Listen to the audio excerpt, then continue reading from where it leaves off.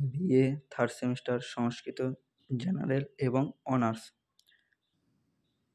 তোমরা যারা সিসিএফের আন্ডারে পরীক্ষা দেবে, নতুন সিলেবাস, মেজর এবং মাইনর, অনার্স এবং জেনারেল এই একটাই সিলেবাসে দুটো পেপারে পরীক্ষা দিতে হবে।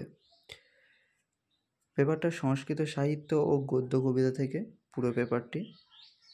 পেপারে ইউনিট 1-এ থাকছে কালিদাসের রঘুবংশ, ইউনিট 2-তে থাকছে কিরাতার্জুনীয়া ভারতীয় মহাকাব্য, এটি সংস্কৃত ভাষায় পরে রচিত হয়েছিল। সুকনাস উপদেশ ইউনিট 3-তে থাকছে সুকনাস উপদেশ। আচ্ছা বলি, কালিদাসের রঘুবংশ এখান থেকে 30 নাম্বার, তারপর কিরাতার্জুনীয়া এখান থেকে 30 নাম্বার এবং সুকনাস উপদেশ থেকে তোমাদের থাকছে 15 নাম্বার। এবারে প্রশ্নগুলো কেমন হবে? প্রশ্নগুলো তোমাদের অনুবাদ থাকছে 5 নাম্বারের অনুবাদ থাকছে এবং টিকা থাকছে 5, ব্যাখ্যাও 5, আবার 6ও থাকতে পারে। ছোট প্রশ্ন থাকবে ব্যাখ্যার উপরে থেকে লাইন থেকে, ব্যাখ্যার যে লাইনগুলো থাকবে ওগুলো ভালোভাবে তোমরা পড়বে।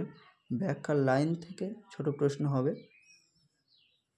5 নম্বর কি 6 নম্বরের ছোট প্রশ্ন থাকবে, 1 নম্বরের করে দিতে পারে, 4টি কি 5টা এরমভাবে দেবে।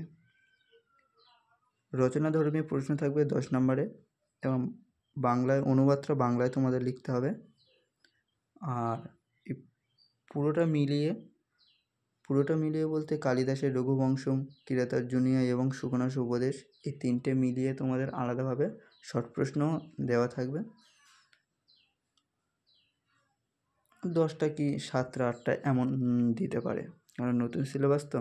এখন ইউনিভার্সিটি থেকে এখন কিছু বলেনি কোথা থেকে কত নাম্বার দেবে, এগুলো আসে এর ভিতর থেকে। এবার তোমরা রেফারেন্স বইগুলো দেখে নাও। রেফারেন্স বই বলতে এখানে প্রতিটা মহাকাব্য থেকে আলাদা আলাদা রেফারেন্স বই পাওয়া যায়। রঘুবংশম থেকে আলাদা বই পাওয়া যায়, সুকনাস উপদেশ থেকে, প্রতিটা রেফারেন্স আলাদা আলাদা বই পাওয়া যায়। তোমরা যে কোনো লেখকের কিনলে হবে, জিনিসটা তোমরা একই পাবে। এই ছিল সিসিএফের সম্পূর্ণ সিলেবাস। টিউটোরিয়াল থাকছে দান্ডিনের রাজবাহন চরিত, এখান থেকে এটা কলেজ থেকে দিয়ে দেবে, এটা কলেজে বসে পরীক্ষা দিতে হবে। এটা থাকছে 25 নাম্বার, টোটাল 100 নাম্বার।